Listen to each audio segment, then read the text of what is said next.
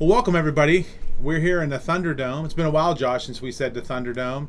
Main Street 814, and we're bringing our latest and greatest podcast to you, Pound for Pound by Kastle Boxing. I'm very proud to have one of Kastle's finest knights here, Austin Deitke, with us. What's going on, guys? Coach Call, he'll be happy that you're replacing him tonight as the first pound for pound. Normally, I don't know if there's anybody else he would let replace him for the first pound for pound by Kastle podcast, but I know you'd probably be his first pick. Coach isn't with us tonight. So, hey, Austin, welcome. Really glad to have you. Really glad to be able to share your story, and really honored to have you here on the first pound for pound by Kastle. It's a really neat opportunity, and I'm really excited for people to hear your story. It's inspirational, it's encouraging, and it's the kind of stories we need. So, hey, real quick though, Austin, tell everybody out there, how you started boxing, how you came to be a Kastle, and how you started boxing. Okay, so around, I'd say, freshman year of high school, I kind of quit all my sports, like baseball, basketball. I wrestled, karate, all of it. I started losing love and passion for all of them, and I kind of dropped, like, one-on-one, and then I was like, what do I do now? Like, I'm not playing high school football. I don't want to do anything. I want to play video games. I want to sit in my room all day, and I had no motivation for anything. And then all of a sudden, I was at my best friend's house. His name's Connor. And me, Connor, and his mom were watching, I think, Rocky, the first Rocky. And I remember the scene of Rocky, running through Philadelphia, and all these kids following him. And I just got, like, this butterfly feeling just surging through my body. And I was like, what if that was me? What if I was Rocky, but I was me? And ever since then, I put on the gloves. I came down to back then we had a basic class before we kind of merged. Together we had a basic class. I came down. I met my coach Pat Ray. Great guy, by the way. Yes, the best. So the first time I didn't even meet Coach Brock. I started doing pads with Pat, and he's like, you hit like a truck. You're like an engine that keeps going. Like you never run out of fuel. And I'm like okay, like I'm getting confidence. Like maybe this could be an opportunity for me to do something besides sit in my room and BS and do this and be a loner and be depressed. And ever since then, I fell in love with the sport, putting these gloves on, hitting the bag. Even if I wasn't hitting people, just hitting the bag, it kind of like got the stress off my mind. Like when I went down to that gym, I had no worries in the world. I didn't have any problems up here. It was just me, them gloves, that bag in front of me, and my coach is yelling at me, screaming at me, let's go, let's work Dickey. And it kind of fueled me. Like when I played high school sports, it was it's a team sport. I love high school sports. I love a team bonding thing. But for me, I became more of like a soloist. Like I want to be able to do my own thing. If I win, it's only me getting my hand raised with my team behind me. If I lose, it's on me. So I kind of fell in love with like that aspect, that like opportunity. And I always thought, what if I could be Rocky? What if I could be Apollo Creed? What if I can be a real-life guy? What if I could be Mayweather, Canelo, Lomachenko, any of those guys getting their hands raised? Everybody's cheering only for them, just them, no team, just them with their hand raised, jumping on the ropes.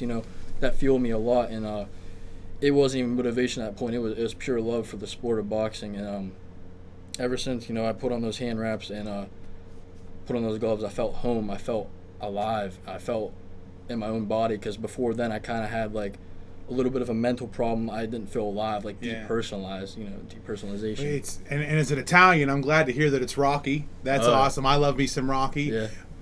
50 feet across here. I don't know if you haven't seen my office, but it's loaded with Rocky and Clubber Lang. I love Clubber Lang. I love his whole character.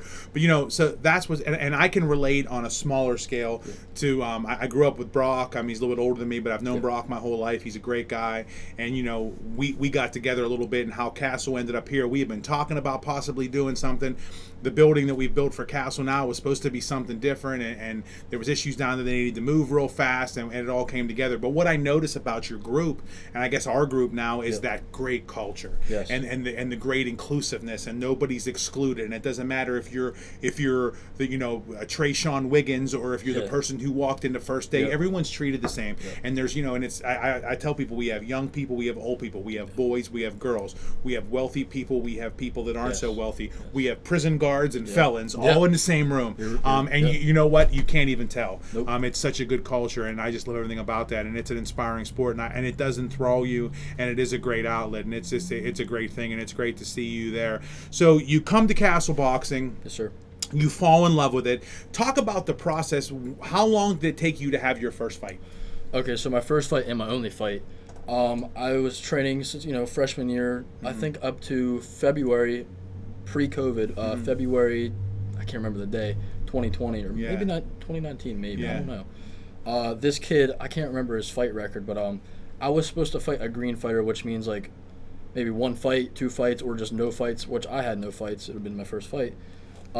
This kid had 6 times the amount of fights me, which is like 6-7 fights. Yeah. And I had a bye round. I was supposed to fight like the first round of Golden Gloves. I got pushed up to the quarterfinals, and it hit me. I was like, I'm in this. Like, this is happening. I got to either prove it or I'm done. Yeah. And this kid, great kid, by the way. Shout out to you, Kevin, if you ever see this. So my first fight, Golden Gloves quarterfinals in Monroeville Mall. First round, 3-round bout, 1.5 minute rounds, 30-second break. First round, beat them, tapping him up. He didn't know what to do. He was going backwards. And then I hit him, and then this scar right here, I didn't know it until a year later. I got surgery, which I now have a screw and an anchor in. But I hit him with a right hook, and I gave him a standing 8 count, and everybody's cheering. I'm like, wow, like I really just did that. And then after that, I started to kind of get gassed a little bit. Second round, it's more of an even fight. Yeah. He gives me a standing 8 count. I'm okay. I'm working. At the very end of the second round, he knocks my contact out. Couldn't see. I was like this, fighting, bleeding everywhere, bleeding a lot. Gives me another standing 8 count. Ref, ends the fight. But leading up to that, I trained extremely hard. I pushed myself to the limit. The Richland Cemetery, like the hills. Oh, yeah. Sprints. Yeah. Straight sprints. I'd run around town, treadmill, explosive weight workouts. I'd listen to a lot of stuff, keep me mentally ready because I was nervous. I was like jittery for at least a month. And a lot of sparring with some great guys. Steve Cunningham Jr., Steve Cunningham Sr., world champion. Out in Pittsburgh, Altoona. I got beat up a lot, but the process was definitely worth it. I may have lost, but I learned a lot, and now I know what I have to do to win and succeed, and I got to push even harder. So again, we had the gym here, and we weren't doing boxing then. How did COVID affect? Were you guys able to practice during COVID? Every once in a while, coach would kind of make arrangements. We'd have like a group here and a group back there. We had to have masks on all the time. It wasn't fun, but. Yeah. What a crazy time. Like, I'm 47 years old, and, we've been through a lot. Josh, you're 38. I will be. We'll be 30. I know it's pretty close there. And I think every age group was affected different. And it's weird, like, if you watch Blacklist, you see these allergens and these viruses that come out, and and it's TV, and then all of a sudden we're living in this, and I talk about COVID. It was so crazy when it first happened. Like, we were afraid to go outside. You thought it was in the air, you know what I mean? And we know so much more now. But for a young person who's in high school, who you found the sports you love, how did it affect you? How, I mean, was it? Hey, it could have been fun being able to be home. How did it affect young people? For me personally, I couldn't do what I loved. Obviously, boxing was kind of out of the picture unless I trained on my own. What else? I couldn't even go outside and ride my dirt bike without, my mom yelling at me, "Get home! Like, you're not supposed to be out." I couldn't have any fun. It was a bad place for everybody. And mentally, you were stuck in your house, quarantine. You're locked in. Like, I went back to my old self. I started playing my games. I started getting my own thoughts. I started eating bad. Unhealthy food. I was kind of falling back to where I was, which happened to millions of people. Yeah, the depression. Across the world. Yeah. And a lot of people did pass away, and it affects you mentally. Like, when you think, like, what if I'm one of the statistics? Like, what if my family? It scares you, and you don't know what to do. Did you ever get COVID at any time? Back in I'm okay now. I'm not. Yeah. No, not now. I mean, but back in November, I had it. I slowly started to lose my taste and smell. I still am starting to gain it back. Everything like when I turn the shower on, it smells real gassy, and chocolate tastes like it's charred, like smoky, and gum's nasty. But some things are okay, like Chick-fil-A sauce. Can't beat it. It's amazing. I think Chick-fil-A sauce would beat COVID. The best thing I heard about Chick-fil-A during COVID, Josh, was that if they were passing out the vaccine, they did it in 5 minutes, because when everyone was getting takeout, no matter what the line was, and then they're merging from different places, so it's crazy. So we talk about COVID, we talk about your journey. Yep. Normally, what you just told us would be inspirational enough, Because here's my thing going out, talking out to the young people out there, old people, anybody, there's a lot of lost people. It seemed like when you quit your sports, you were kind of a lost soul. You're playing the video games, you're home. There's a lot of people in that same place. Then you add COVID and some of the isolation we've all felt. There's a lot of depressed people. It's great that you threw your love and passion. Thank God you had boxing. Yes. I hope for everybody out there that's going through it, they can find their thing. Normally, what you've done to get to that fight would be this whole story, but for you, it's not the whole story. It's just the beginning. Just the beginning of the story. So after you emerge from this, and I'm going to ask you this very ignorantly, and I don't mean rude, but not knowing a lot. Yeah, so I come into here, and of course I know your family, and I know you, and I know of you more than your story, and all of a sudden I'm here one day, and Brock's bringing us in, and you weren't, obviously you weren't here because you're in the hospital, but Brock's pretty emotional. I mean, like, crying emotional, and he's like, he couldn't even get it out. He had talked to your mom. We all knew you had surgery. We all dapped you up, but at first it didn't go well. But just tell everybody out there, we're going to spend this time talking about your journey. Tell them when you first started realizing maybe something wasn't right. Well, going back to the very beginning when I was born, my parents discovered when I was about 3 years old, because my dad had a congenital heart disease, which my gram had.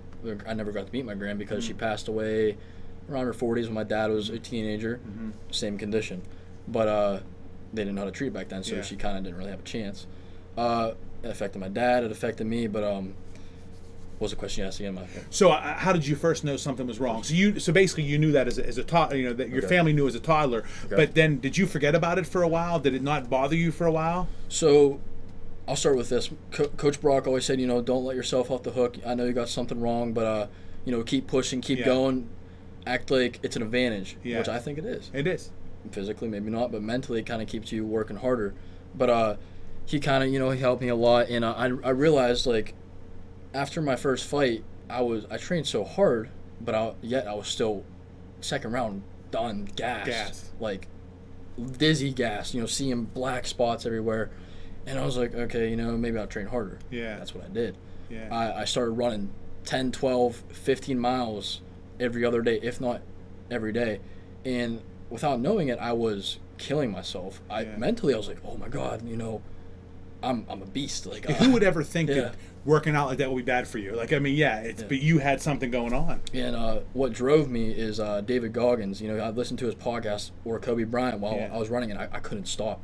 It was like, this might sound crazy to you, but it was almost like a possession, not like any demonic, Yeah, I got you. But it's like, don't quit. It's like this voice in my head. If you stop, you're going to fail. You're going to lose everything. You're going to lose your family. You're going to lose your future. You're going to lose your friends. You're going to lose your passion, your love, your drive. So I wouldn't stop. I'd say, one more step, one more mile, one more push-up, until I physically couldn't catch my breath, or I couldn't move. Like, my muscles are too sore. And but going back to what you said, when I realized something was wrong, I was always dizzy after, like, I go home after my 12 miles, and I was pretty hydrated. I was drinking water. Like, I thought that was the problem. Maybe I wasn't drinking enough. But the problem was my heart, my aortic valve was, it was probably like that big. It's narrowing real quick, and my heart's squeezing so hard to get blood through, and it's leaking back. That's my disease, aortic stenosis, where it leaks back. And what it's called is calcification, when the valve squeezes, it gets more narrow. And I knew it was happening, but I didn't know how bad it was. So I decided to really, really, really push the limit. I wanted to help a lot of people, inspire a lot of people, realize what's possible even if you have something wrong. So I created this challenge for 9/11. It was like kind of like a tribute challenge. It was about it was early September, before 9/11, and I was like, okay, let me create a challenge, like a workout challenge that I can challenge extreme athletes, if not Olympians, to. And what it consisted of was 911 push-ups, 911 sit-ups, 911 jump ropes, 119 flights of stairs, like climbed, which I did at Richland Field, all this at Richland Field, 119 laps around a full track, which is 29.75 miles, so triathlon or whatever you call it. Or more miles than you've run in your entire life, Josh. Oh, yeah. What else? 119 just lunges, 119 box jumps, 119 sit-ups, 911 push-ups, or also 911 sit-ups, not 119. Wow. What else? I think there's one more. We'll just leave it there. But I decided to do that. I did everything. I was doing good. I had a lot of people there. I got on the news. I was interviewed for the news, like, this kid's crazy. And I was doing it, and I got to the laps, and I had this all in live video, by the way. Nobody believed me. They said I was crazy. Not even an Olympian can do it. I was like, watch me do it. But anyway, going back to what I was saying, I had it, or no, my bad.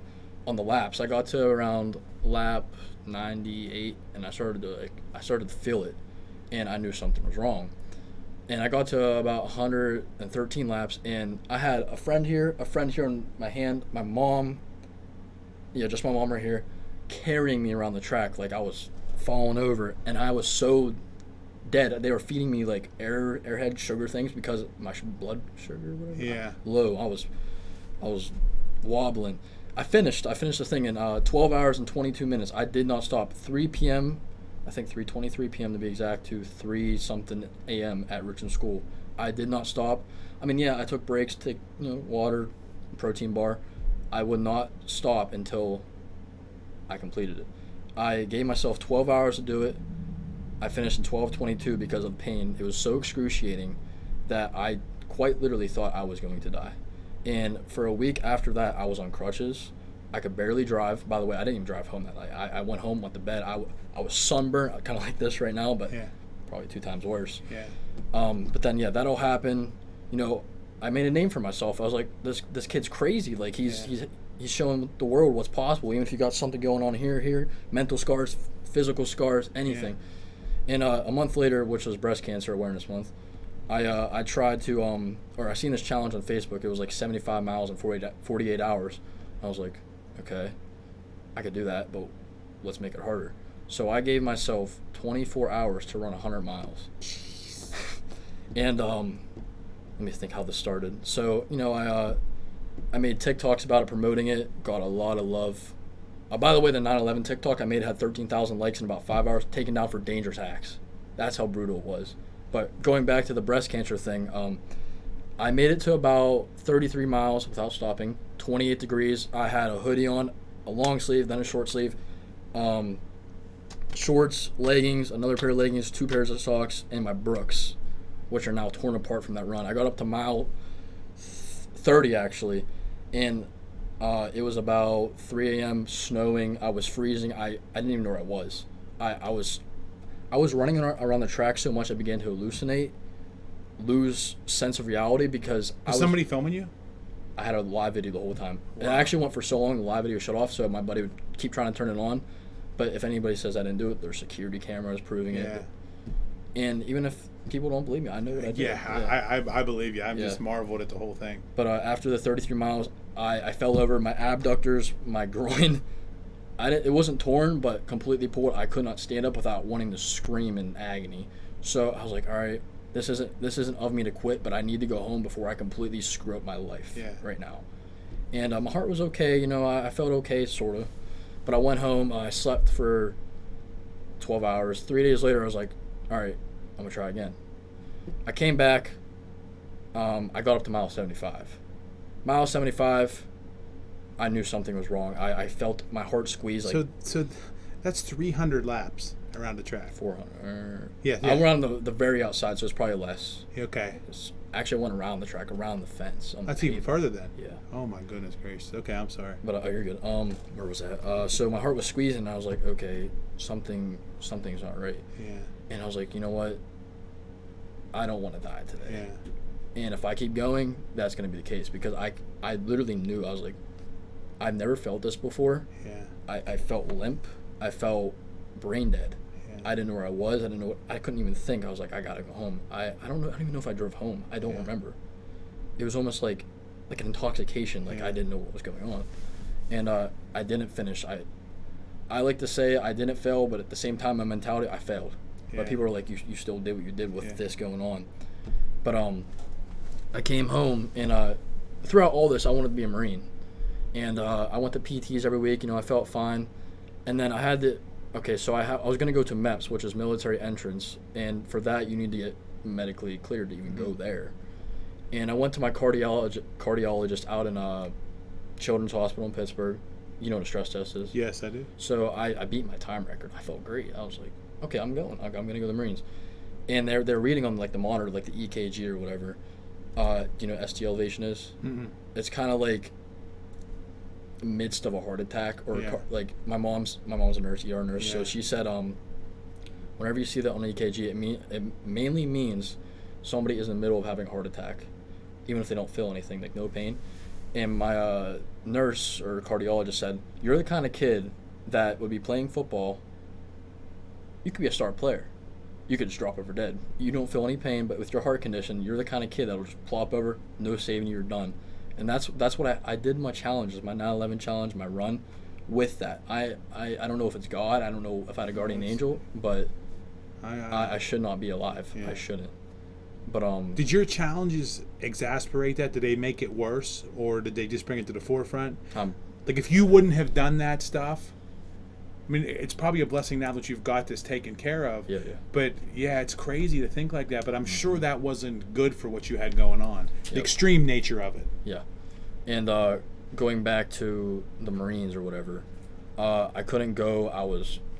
I fell back into that mind space. I was like, that was one of my dreams. It just got crushed. And then they said, you might need open heart surgery, but I still had faith. I was like, because this is my worst fear. I never wanted to get cut open.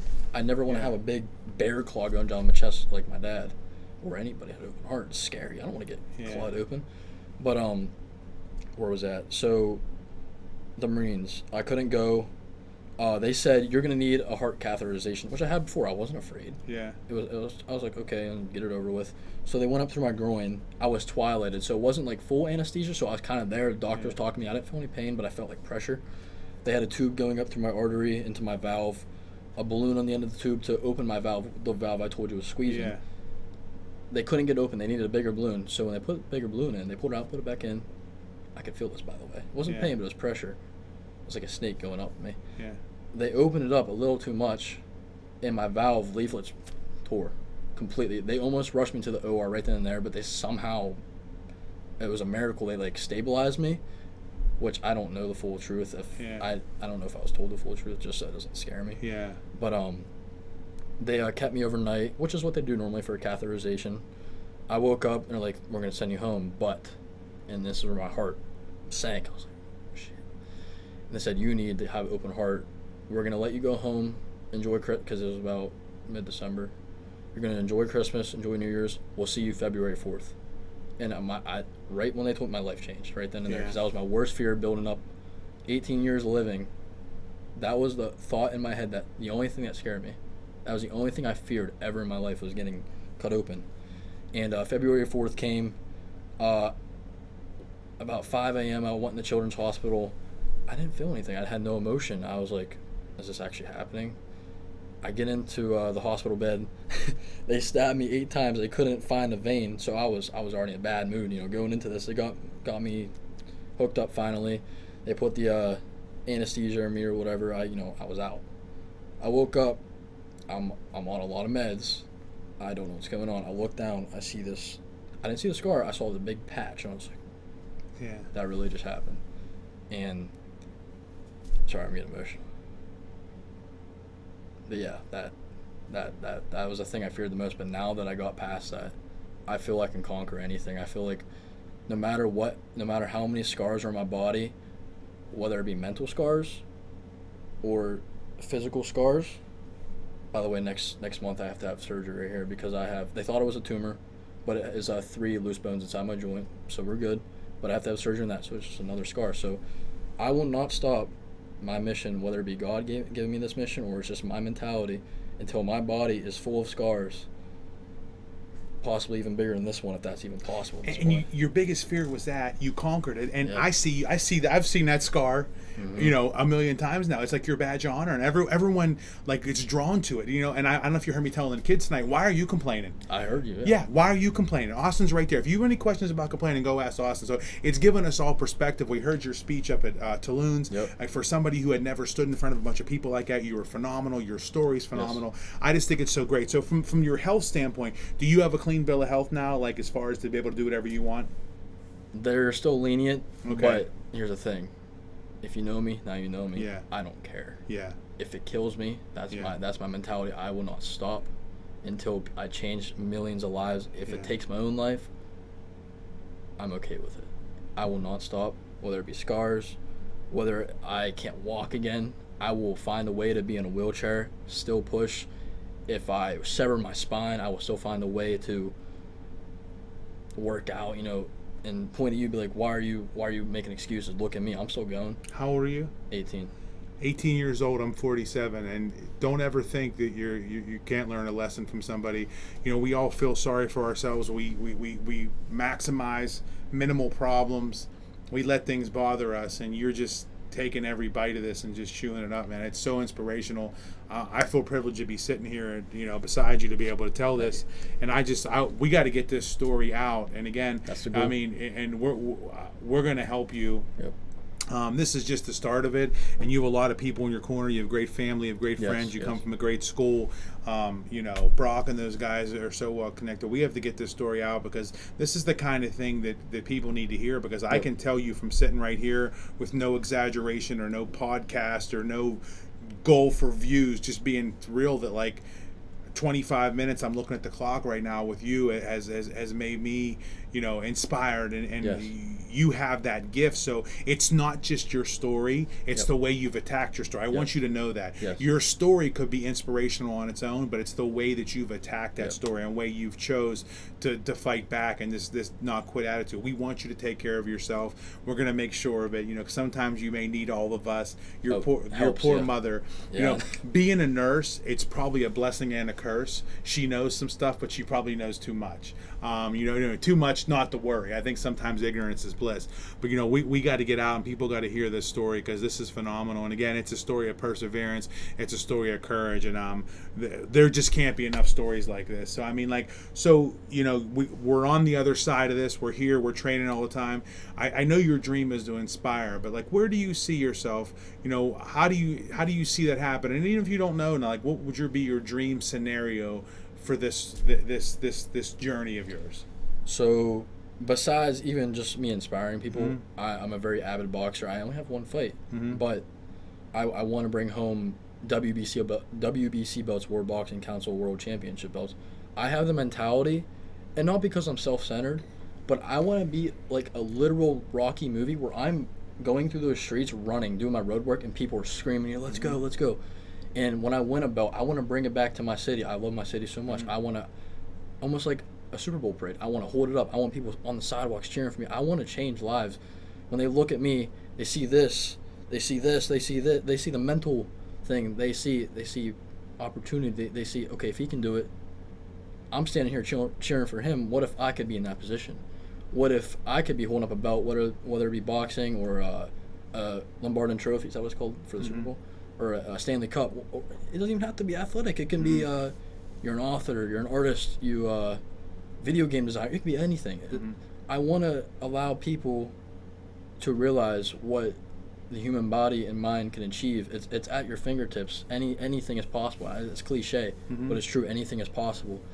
And going back to whenever you said people look at my scar, I don't take my shirt off when I'm working out for look at me. I'm pretty lean. I want, especially the younger generation of athletes, including older people. So those guys idolize you. Yeah, and I want them to look at me and be like, holy shit. Yeah. Like, when I feel tired, when I feel I don't want to go to the gym today, when I feel I don't want to study today, when I feel I don't feel like getting an A on this test, I'll just settle with a C. It can be anything. I'm going to look at this kid and be like, why am I complaining? Why? But even besides, I have a great life. I'm spoiled. I have a lot of stuff, but I have the mentality like I'm poor, like I live like I'm a pit bull in Ukraine. Well, your story is better than Rocky's. First of all, it's fact. It's not fiction. Yeah. And he had humble beginnings, but he hasn't battled half the things you have. And he hasn't had the things taken away from you, which have also given you things. Yeah. So I think this is phenomenal. This is just the start of this. I don't even know, we can cover this in just one show. We have to go with this again. But I mean, I want to thank you so much for coming on here, thank Austin. You. I'm so happy to share with it. This is the most worthy story we could have here in Kastle, pound for pound. The first episode. It's the right one, and let me tell you, and Austin will tell you too, there's other people in this gym you need to hear from, and you will hear from, but we're not done with Austin either. So live from the Thunderdome, Main Street 814, pound for pound, Kastle, Boston, Austin Deitke. If you're not paying attention to his story, watch it, because there's more to come. Have a great one. Thank you.